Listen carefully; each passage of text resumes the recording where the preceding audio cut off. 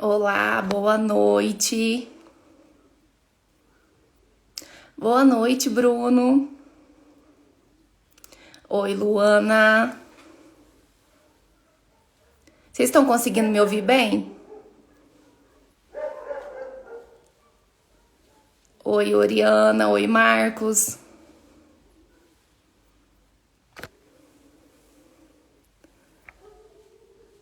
Pessoal, vocês estão conseguindo me ouvir?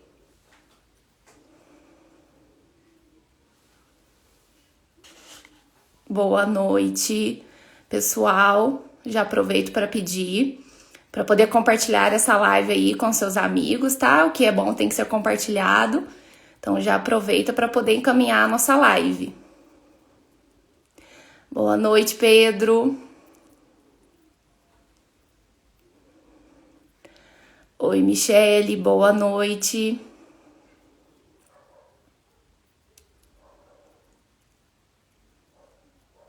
Pessoal, boa noite para todos. Espero que estejam todo mundo muito bem por aí, né? E sejam todos bem-vindos à nossa live, a qual iremos falar sobre a fraude na portabilidade de empréstimo consignado. E essa portabilidade, ela é uma alternativa para quem quer trocar uma dívida de banco e conseguir juros mais baratos. E essa é mais uma modalidade de golpe que está sendo aplicada atualmente.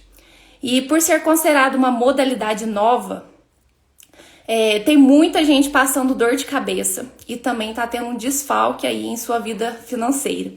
E desde o ano passado, né, na verdade, a prática de golpes no empréstimo consignado vem crescendo cada vez mais.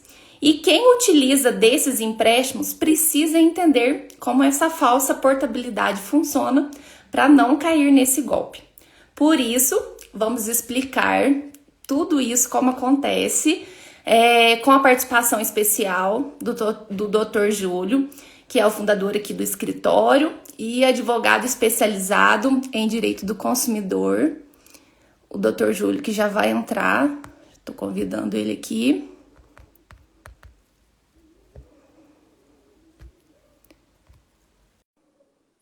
Pessoal, enquanto isso, aproveitem para compartilhar a nossa live, envie para seus amigos. Oi, doutor Júlio, boa noite, tudo bem? Boa noite, Laiane. Tudo certo? Você? Tudo jóia, tá conseguindo me ouvir bem? Tá tranquilo. E por aí, como é que tá? Tá, tô conseguindo E a ouvir bem. chuva? Não, agora já deu uma parada, já tá tranquilo. Que Não bom, pode chover que a então. internet cai, né? Mas hoje, se Deus quiser, não vai cair. Não vai. Mas o problema daquele dia foi outro. Que era alguém aqui, era algum robô me escutando aqui, Aham, entrando no... então.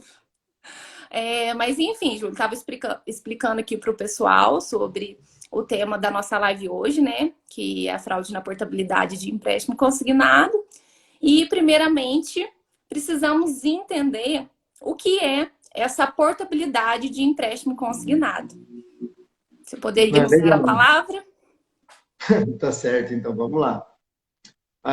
Como que acontece a portabilidade? A portabilidade ela é realizada quando uma operação de empréstimo é transferida de um banco para outro. Por que que isso acontece? Porque há uma redução de juros, tá? E com isso, o mutuário, o consumidor, ele pode ter uma redução de parcelas ou uma redução do prazo das parcelas, tá? Em algumas situações mantém-se o mesmo prazo de parcela e mantém a mesma parcela, e ele recebe um valor que é a diferença do que ele deveria pagar no primeiro empréstimo e do que ele está economizando no segundo. Esse valor ele recebe, ele chama de troco, tá? É o Uhum, valor que é chamado de troco. sim. Então, essa daí é uma operação de portabilidade. Uhum. E geralmente Sabe o esse que troco. deixa eu fazer um adendo aqui, então?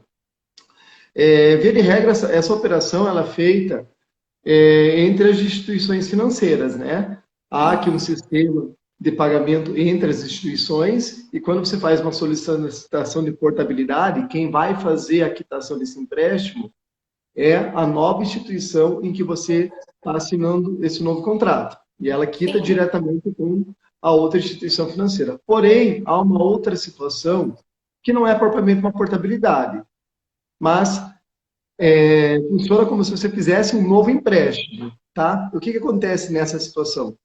Você tem uma dívida, porém, você ainda tem margem para realizar outros empréstimos e você recebe uma proposta de uma nova operação que faz sentido para você pegar esse valor dessa nova operação, quitar essa dívida com esse primeiro empréstimo e manter essa segunda operação, porque acaba sendo mais vantajoso. Também porque a taxa de juros é menor dessa segunda operação.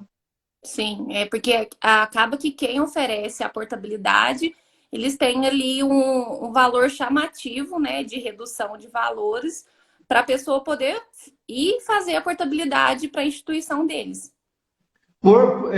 É uma regra, na verdade, tá? A portabilidade no sentido puro, não nessa segunda hipótese que eu te falei, que não é realmente uma portabilidade, tá? É uma nova operação. Mas a Uhum. portabilidade, ela necessariamente precisa ter uma taxa de juros menor para ser chamada de portabilidade.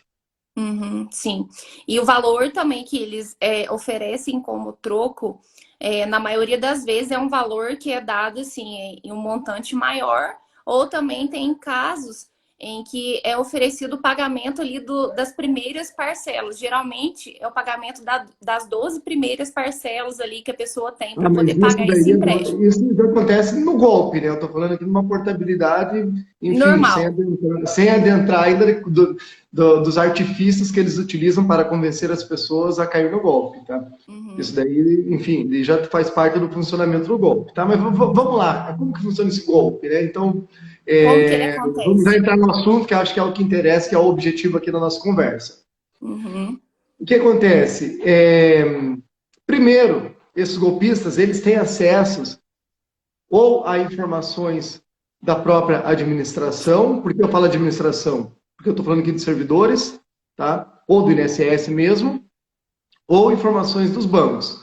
Porque quando eles chegam nas vítimas, eles já chegam sabendo as operações que essas vítimas têm, essas operações financeiras, tá? Mas em comum, nesse golpe da falsa portabilidade, eles chegam em vítimas que não têm a margem comprometida. Isso é fundamental para que o golpe se realize, porque de fato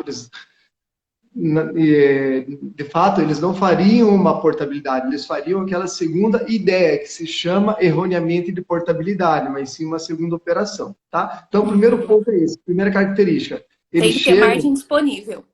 eles chegam em vítimas que têm margem disponível, isso mesmo, Uhum. tá? E Segundo, geralmente com valores altos também, né? Para poder conseguir fazer. eles têm um perfil ideal, acho, justamente eles conseguiram Sim. delimitar e até ó, é um ponto que vale a pena a gente conversar sobre o perfil da vítima, mas vamos lá, como que é o passo a passo desse golpe. Então, eles vão oferecer um novo empréstimo, dizendo que esse novo empréstimo é, é mais vantajoso, ter taxa de juros menor, que com esse novo empréstimo ele vai quitar o empréstimo anterior e ainda vai ter um troco. Tá? E, de regra, é uma situação assim. E aí, Uhum. na prática, essa vítima faz um novo contrato, aí Sim. recebe um valor na conta. Esse valor que ela recebe, ela acaba transferindo para a conta do estelionatário, do golpista, e não efetivamente quitando a operação. Tá? Então, em resumo, é isso que acontece. Ela recebe um valor, o valor que ela pega desse contrato, ela transfere para a conta do golpista e não quita a operação. Sim. Porque acaba que o Então, dinheiro fica no com o final das golpista e contas, ele não faz o pagamento. desculpe, Lene. Não, é porque o dinheiro ele fica com o golpista, né? Eles falam ali para a pessoa poder transferir o dinheiro para eles, alegando que vão quitar aquela dívida lá no banco, mas acaba que não acontece, né? Alegando que vão quitar ou alegando também que, enfim, eles falam, normalmente essa pessoa que recebe o valor, quando é uma pessoa física, não um CPF, ela, ela alega que é o gerente do banco, o superintendente do banco, que vai pegar aquele valor e fazer a quitação. Mas, no final das contas, o que acontece? Ela fica com dois empréstimos. Uhum. E e com o valor que ela pegou desse empréstimo, efetivamente ela não utilizou na mão do copista. Sim. E para eles poderem fazer isso, eles já têm algumas vítimas ali, tipo assim, já estão de olho em alguém. Quem que são essas principais vítimas que acontecem É. esse tipo de situação? Bom, vamos falar do perfil que mais tem aparecido aqui no escritório, enfim, e que pelas pesquisas que eu fiz é o perfil mais comum, até pelos valores envolvidos aí que eu acabei aí pesquisando, fiz um relatório aí de entendimento jurisprudencial a respeito disso, tá? Pelos valores Uhum. eu consigo eu consigo analisar que, enfim, tratam-se de servidores públicos federais, tá?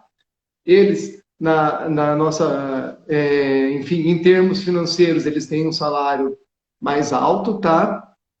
Eles preferem pegar, pelo que eu percebi, eles não são devedores contumaz, diferentemente de outros golpes que acontecem em empréstimos consignados, como tem um golpe que a gente chama de empréstimo consignado não autorizado, que a pessoa não pede, alguém falsifica a assinatura dele.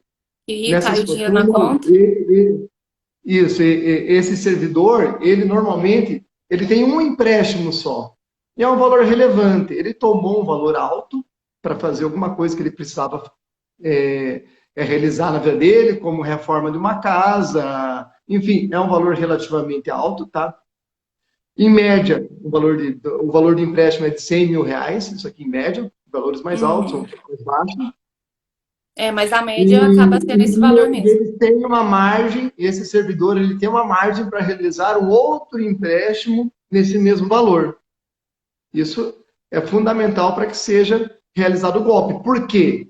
Com esse outro empréstimo, o valor que cair na conta dele, ele vai tomar e ele vai pegar e colocar daí na mão do golpista, né, achando que está quitando o empréstimo, achando que está quitando o primeiro empréstimo. No final das contas, o que acontece? Ele fica com dois empréstimos e sem o dinheiro Uhum. do segundo. Sim.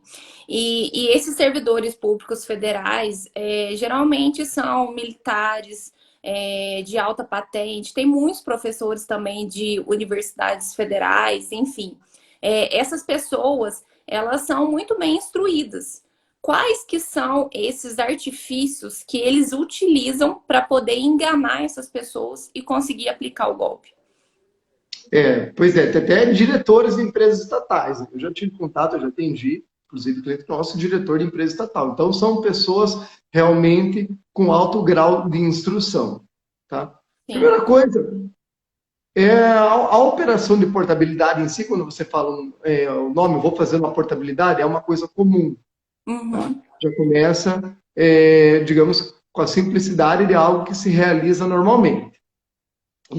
Mas essas organizações também, elas são muito bem estruturadas. Em comum, todas essas pessoas que a gente atende, elas alegam que as pessoas que tratavam com elas, lá, o golpista, né, ou o funcionário do golpista, não sei, porque eu imagino que deve ser uma organização. Sim, acaba sendo uma rede, né? Eles têm várias pessoas ali que É, fazem o contato com os outros. é uma pessoa que se articula muito bem, que consegue te explicar nos mínimos detalhes. Algo que parece extremamente profissional. Tá? Sim. Fora isso, eles constroem outros elementos para dar credibilidade ao discurso. Por exemplo, você está tratando com a pessoa que está ali negociando com você a portabilidade, mas na hora de fazer o depósito, que você vai fazer em tese lá para uma pessoa do banco, te liga essa pessoa do banco, se apresenta, eu sou o gerente tal do banco X, sou o superintendente do banco, por favor, deposite, tal, tal. Eu vou te mandar um documento aqui do Banco Central. Eles pegam, a gente já viu aqui um documento, como se fosse o Banco Central Sim. emitindo um documento, ele autorizando o depósito, enfim. Eles constroem todo um cenário em que a pessoa pensa que, em que a vítima realmente pensa que não, está tudo dentro da legalidade. Ela só cai em Uhum. si quando ela vê que não baixa a primeira operação. E aí ela se desespera, né? Enfim. Porque aí acaba que a pessoa também já tem um empréstimo com valor alto que desconta ali na folha de pagamento. Aí ela fica ainda com mais um ou outros empréstimos, né? Tem casos também em que não é feito somente mais um empréstimo. Tem casos que é feito 2, 3 ou mais empréstimos. Então, acaba ali que o valor que é descontado mensalmente da pessoa é um valor alto e a pessoa vê que aquilo ali efetivamente não aconteceu, o que deveria realmente acontecer. Ela vê que não aconteceu no momento em que o primeiro empréstimo que ela deveria quitar não sai do contra-cheque dela, né? Então ali ela Sim. constatou ali que foi Uhum. vitimada. E esses servidores públicos federais que possuem os empréstimos e já querem se proteger para não cair nesse golpe, tem alguma forma que é utilizada para poder conseguir evitar isso?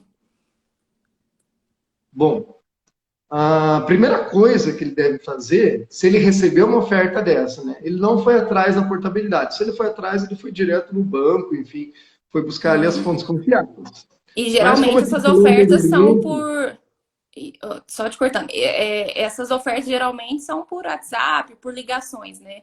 A gente já vê que não eu é falei, algo que. vamos chegar nesse ponto de que ele não foi ele que foi atrás do banco, enfim, ele não tem a certeza ali quanto a empresa que procurou, que tá oferecendo esse serviço para ele. Enfim, é um intermediário e ele não conhece esse intermediário. O que ele tem que fazer?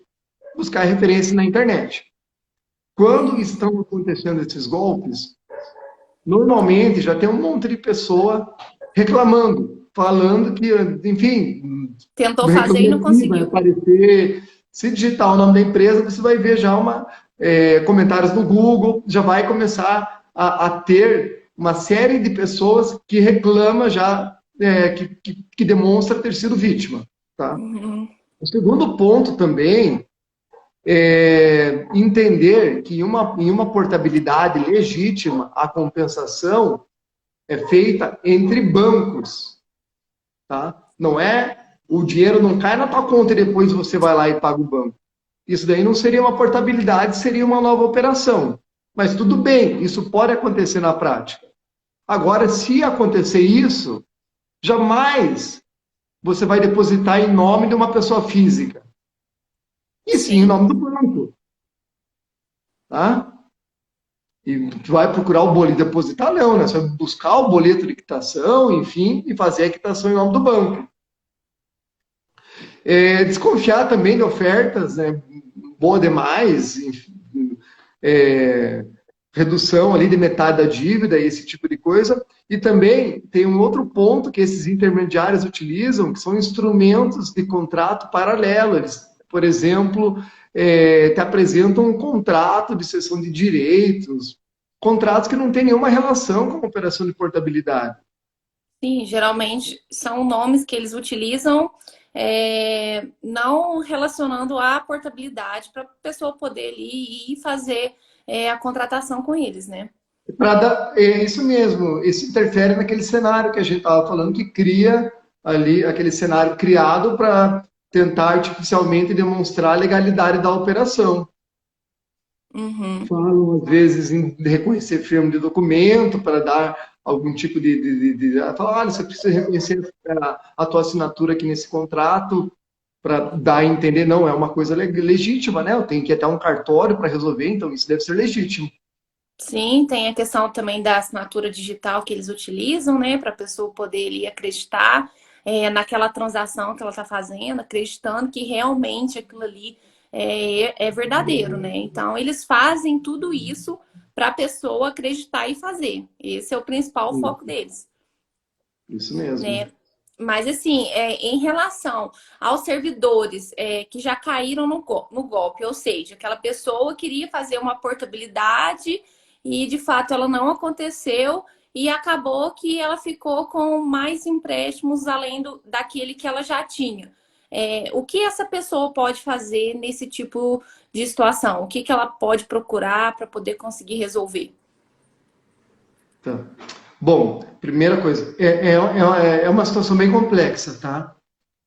O banco não vai, quer dizer, enfim, você não vai conseguir resolver isso aqui de maneira administrativa, porque o banco entende que não participa desse tipo, dessa negociação. Ele entende que a culpa aqui é exclusiva do terceiro fraudador ou da própria vítima. nessa situação do próprio consumidor. Então, você precisa de um acompanhamento do advogado, tá? Uhum. A primeira etapa de tudo isso daí é reunir toda a documentação. As conversas que você teve, tem muita conversa por WhatsApp, né? Sim. O padrão de comunicação, muita conversa por WhatsApp, os contratos que foram assinados, se não ter o contrato com o banco, porque às vezes você não tem o contrato que você acabou assinando com o banco, uma via não fica contigo, enfim, você não tem esse contrato, você precisa fazer o pedido no consumidor.gov, né, que é uma plataforma aqui auxiliar da Justiça, em que você pode fazer o pedido ali para conseguir ter esse contrato. Uhum. Mas, como eu dizia, isso aqui não vai ter uma solução administrativa, não é o consumidor.gov que vai resolver a tua vida, mas sim ele te ajuda você a preparar uma documentação. Para quê? Porque a solução disso necessariamente é judicial. Tá? Sim. Então, Consegue resolver somente judicialmente, já que tentar dessa forma nunca vai conseguir resolver, né? isso. Então, buscar acompanhamento de advogado, reunir a documentação e se preparar para a ação judicial. Vai ter que Uhum. propor uma ação judicial. E nesse tipo de situação, o que a pessoa procura resolver o seu caso, quais que são os direitos que essas pessoas têm perante esse golpe que ela caiu? Bom, primeira coisa, ela vai ter que cancelar esse segundo contrato, porque eu vou me reservar em não utilizar os termos técnicos, tá? Eu poderia falar em nulidade do contrato, enfim, anulabilidade, seja qual for ali a argumentação técnica, mas ela, como eu estou falando aqui para possíveis vítimas ou para quem possa interessar que se prevenir em relação a isso, ela vai cancelar esse contrato, tá? Mas aí o que acontece? Além disso, teve algumas parcelas que ela possivelmente tenha pago, ou Sim. várias parcelas ela pagou. Isso aqui ela vai ter que pedir a devolução daí como dano material, tá? E fora isso, aí tem alguns casos dano moral, beleza? Então também é passível aqui um pedido de dano moral e também há um reconhecimento da justiça que em alguns casos dano moral. Uhum. Então, além dela conseguir cancelar esse segundo contrato aí, ou demais outros que ela fez, ainda consegue fazer um pedido de dano moral pela situação que veio acontecer, né? Infelizmente, é uma situação um pouco mais complicada e que atualmente esses servidores aí estão no foco deles, né? Não, o que acontece com o dano moral, Kilene? Ele decorre do fato de, como a gente está falando aqui de direito do consumidor, de uma falha de prestação de serviço que resultou no comprometimento da verba alimentar, tá? Porque o desconto é Uhum. feito diretamente do salário. Então, a gente está falando aqui de um comprometimento indevido de verba alimentar. Tá? Aí há Sim. uma presunção de que existe o dano moral nesse tipo de situação. Uhum. Tá. Agora, em relação aos golpistas, sabemos que eles somem e nunca mais aparecem. Então, assim, a gente não consegue buscar a responsabilidade dessa maneira. Então, se a gente não consegue buscar a responsabilidade perante eles, quem que deve ser responsabilizado nesse tipo de situação? Realmente, o que você falou tem muito sentido, né? Se a gente pensar em ir atrás desses golpistas, a gente não vai receber nada. Por mais que eles tenham, de fato, a responsabilidade, mas receber o valor é uma outra situação. Então, a nossa estratégia, a gente busca atingir a parte que tem o poderio e também está envolvida nessa situação, que são os bancos. Tá? E aí entra a análise jurídica que deve ser feita para conseguir responsabilizar o banco, né? Porque num olhar mais simples, a gente pode pensar, não, mas qual é a responsabilidade que o banco tem? Foi um golpista que falou com a pessoa, ela depositou na conta dele, porque ela quis, ela não se precaveu. Enfim, essa seria uma argumentação do banco. Mas tem alguns fatores que permitem que a gente coloque essa situação no guarda-chuva de responsabilidade do banco, com fundamentos, com fundamento macro aqui de risco da atividade, né? É uma atividade potencialmente lesiva, então você tem que tomar todos os cuidados para que efetivamente não cause danos ali aos consumidores, tá? E tem um ponto específico na responsabilização do banco que configura a responsabilização, é o fato de que normalmente nesse tipo de operação há o envolvimento de um intermediário, do correspondente. Tá? Sim, Normalmente nesse tipo de operação há o envolvimento de um correspondente. Então, e muitas vezes esse correspondente ele tem algum tipo de ligação com esses golpistas, tá? Então há algum tipo de ligação. Aí dentro dessa perspectiva a gente consegue trabalhar com uma figura que a gente é muito conhecida no direito do consumidor, que é a cadeia de fornecimento. Beleza? sim. E quando existe essa cadeia de fornecimento, a gente trata da responsabilidade solidária. Então, todos os envolvidos respondem solidariamente. Uhum. Então, assim, Daí, procura responsabilidade justamente dessa forma para poder Laiane, conseguir resolver o problema que a pessoa está passando ali. isso, Laiane, tem algumas perguntas aqui. Eu não sei se vai deixar para fazer no final, só porque eu Sim, não. já vamos responder. É, Essa aqui é a Michelle. tudo bem. Tá? Então, vamos, só falando um pouco da responsabilidade do banco, porque é muito importante aí a gente tratar desse assunto. E se a gente for fazer um estudo mais aprofundado, inclusive a súmula já do STJ, que em última análise é a instância que decidiria esse tipo de situação, entendendo pela responsabilização do banco em casos de fraude, tá? A súmula 479, vou até ler, eu separei aqui, as instituições financeiras respondem objetivamente pelos danos gerados por fortuito interno relativo a fraudes e delitos praticados por terceiros no âmbito de operações bancárias. Sim, é Tá? E justamente essa situação. aqui a gente tem que fazer essa ligação com o correspondente bancário, enfim, demonstrar, é, de acordo ali com as provas que a gente tem, que houve essa participação. Uhum. E já aproveitando, Júlio, o Pedro perguntou aqui, ó, como os golpistas conseguem os dados dos consumidores? Já aproveitando, pessoal, quem tiver alguma dúvida, pode mandar aqui que a gente já vai respondendo. Bom, disso eu não posso falar com certeza, mas eu acho que é notório. Eu acho não, eu acredito que seja notório aqui que dados de INSS, dados da administração pública, são compartilhados por aí, inclusive, enfim, não é difícil de se conseguir dados com informações sensíveis das pessoas, tá? Isso daqui há um mercado paralelo e legal que compartilha esse tipo de dados, que parte Sim, tanto da administração e, na outra ponta, eu também imagino que eles tenham acesso a dados oriundos dos bancos. uhum. Tá? Ainda mais se tratando Então, de servidores públicos, né? já, O já teve acesso a essas no noticiário, informações. né? Uhum. Ele só, estou lembrando, já teve até uma vez uma matéria no Fantástico sobre esse compartilhamento de dados, enfim, é, há um compartilhamento indevido generalizado aqui. Uhum. E a Michelle perguntou aqui, ó, e a responsabilidade criminal desses golpistas? A vítima faz a representação criminal contra a pessoa física? Sim, bom, criminal não é exatamente aqui a minha praia, né? Mas ela tem que fazer a representação contra a pessoa física e a pessoa jurídica que se envolveram, né? E eventual, como não é ela que vai apurar o delito criminal, penso eu que pode colocar também até o banco em eventual procedimento criminal. Aí vai ser uma questão de apuração lá na esfera criminal. Sim. O Kaique aqui disse, melhor empresa de advogado que já contratei. Muito obrigada, viu, Kaique, aí, pelo comentário. Deixa eu ver se tem mais alguma dúvida. Se alguém tiver, pessoal, já pode ir mandando.